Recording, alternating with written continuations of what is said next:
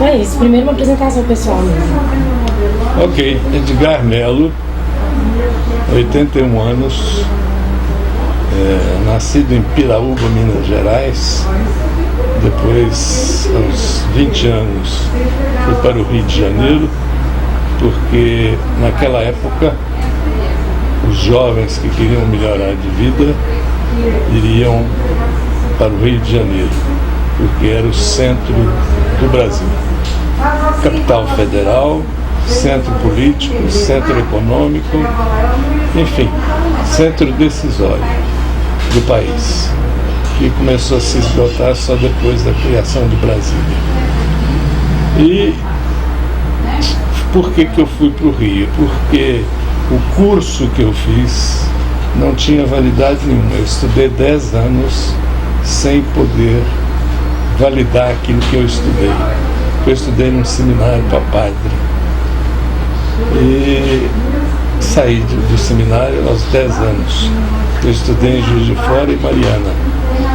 Então, o que eu aprendi a fazer? Ciências humanas, muito voltado para esta área. Então, o que eu aprendi a fazer? Escrever. Um pouco, né? Não é tão bem assim. Então, o que eu poderia ser? Qual é a vocação que eu poderia mais me acertar? Ser jornalista. Eu fui para o Rio para ser jornalista e consegui um lugar. Mas 2 anos depois, já no jornalismo, trabalhando na Rádio Tupi e na TV Tupi, eu consegui trabalhar numa agência de propaganda chamada McCann Erickson, que é uma grande agência internacional americana que hoje cuida ainda de contas assim de grande porte, como Esso, Coca-Cola, Nestlé, Goodyear, Chevrolet. Então, porque naquele tempo os empresários que aqui chegaram do exterior, principalmente os americanos, e essas firmas são todas americanas, e os americanos sempre acreditaram na propaganda ordenada, eles já tinham a experiência de trabalhar lá com agência de propaganda. Então, eles trouxeram as suas agências para o Brasil. E a McCann Erickson veio numa dessas, como a J. Walter Thompson, que faz a conta da Ford, da Standard Brands. Até hoje, você vê a fidelidade desses clientes a essas agências. Mas, começando na McCann Erickson, e ainda dentro do meu perfil, 2 anos depois de ter iniciado lá no Rio, na McCann Erickson, instalou-se aqui a TV Itacolomi. Então, a McCann Erickson precisava de uma assistência local aos revendedores dessas marcas, como Esso, Coca-Cola, etc. E tinha um programa muito importante chamado Repórter Esso, que era feito na Rádio Nacional e depois passou para a televisão Tupi, que precisava ser implantado aqui na TV Itacolomi. E naquela época não tinha interligação entre as cidades. A televisão chegava no máximo a Pedro Leopoldo e dali não passava. Depois eles puseram as Torres, Barbacena e outras cidades e foram interligando. A Copa de 58, por exemplo, estou dizendo um fato acontecido comigo. Eu não assisti pela televisão. Eu vi 3 dias depois um filme sobre os gols havidos no último jogo Brasil e Suécia, que o Brasil ganhou de 4-2, né? Foi? Foi sim.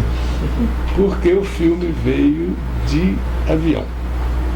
Então, as dificuldades eram essas. Eu ouvi no rádio.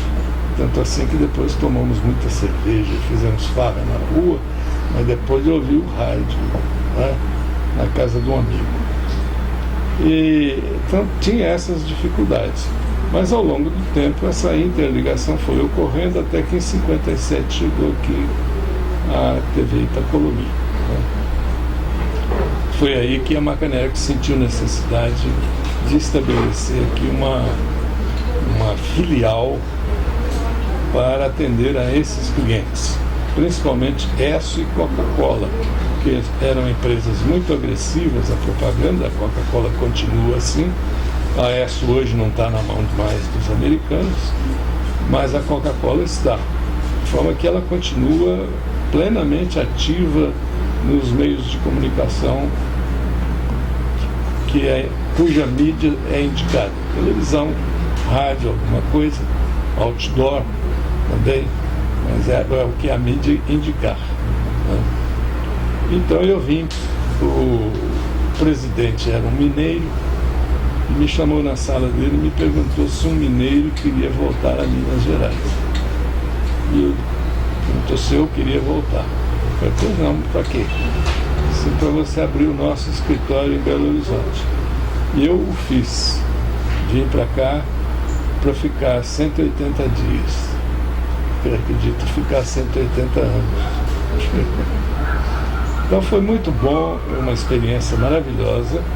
E a esse tempo que eu cheguei aqui, que é a história que está mais na minha cabeça, é da propaganda naquela época, como ela era feita, né? Que não tem essas facilidades que nós temos hoje da maquininha maravilhosa, né? E que é um desafio para os velhos. Mas um anúncio, por exemplo, como é que se fazia um anúncio? Você deve ter passado lá pela faculdade. Vocês tinham um papelão desse tamanho, a fotografia não tinha muita aceitação, porque a impressão dos jornais era muito ruim, então usava-se fazer o desenho do produto.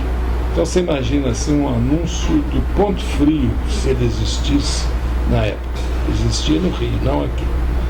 Mas tinha aqui a Guanabara, Casa Guanabara, tinha a Inglesa Levi, e você fazer um anúncio de televisores.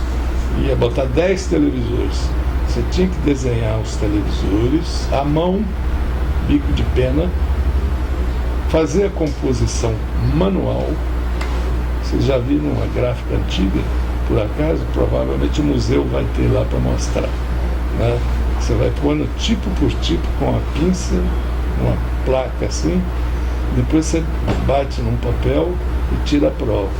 Se houver algum erro, o revisor confere, e o erro você tira com a pinça, troca o J pelo G, troca o R pelo E, enfim, é tudo manual, né?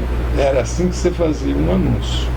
Então, e esse desenho que você fazia para colocar no anúncio, ele tinha que passar por um processo de ajustamento do tamanho que o layout foi feito. Então fez um layout para 10 televisores, mas o desenhista tinha uma certa liberdade de desenhar num tamanho maior. Aí ia para um negócio chamado fototraço, que ele fazia a fotografia dentro do tamanho do layout.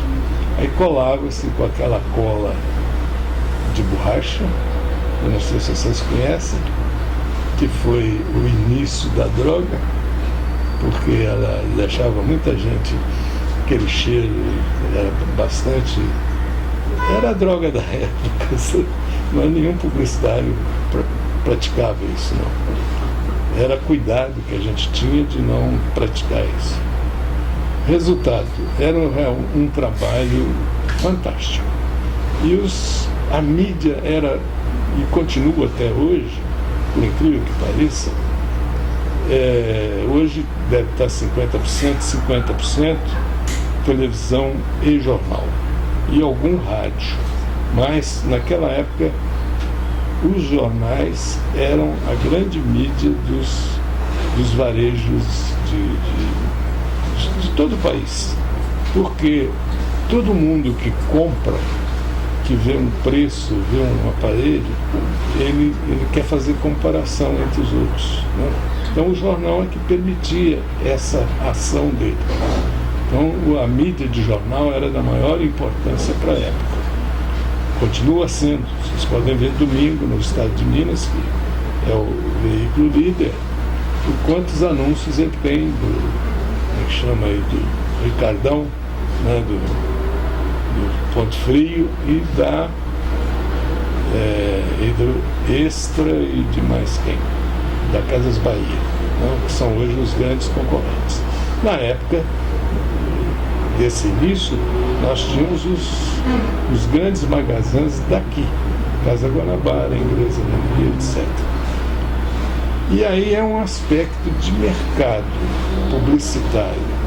Naquela época você tinha em Minas Gerais, especificamente Minas Gerais, tinha um mercado promissor de propaganda. Por quê? O varejo era daqui, então a Casa Guanabara era uma agência que era atingida por aqui, e era pela McCann Erickson. A Inglesa Levi era uma agência daqui também, chamada Starlight, que atendia a conta da Inglesa Levi. Você tinha o B. Moreira, que tinha uma agência chamada Norton, que atendia a B. Moreira. Depois veio o lançamento do Pepsi, aí já foi época da criação da ASA. Foi em 65, a ASA foi criada em 63, como nós que fizemos. Esta campanha nos deu dois prêmios nacionais do Jornal do Brasil, campanha de varejo. Nós ganhamos 2 anos seguidos. Foi realmente uma campanha muito fantástica, tanto do ponto de vista criativo, quanto do ponto de vista de resultado.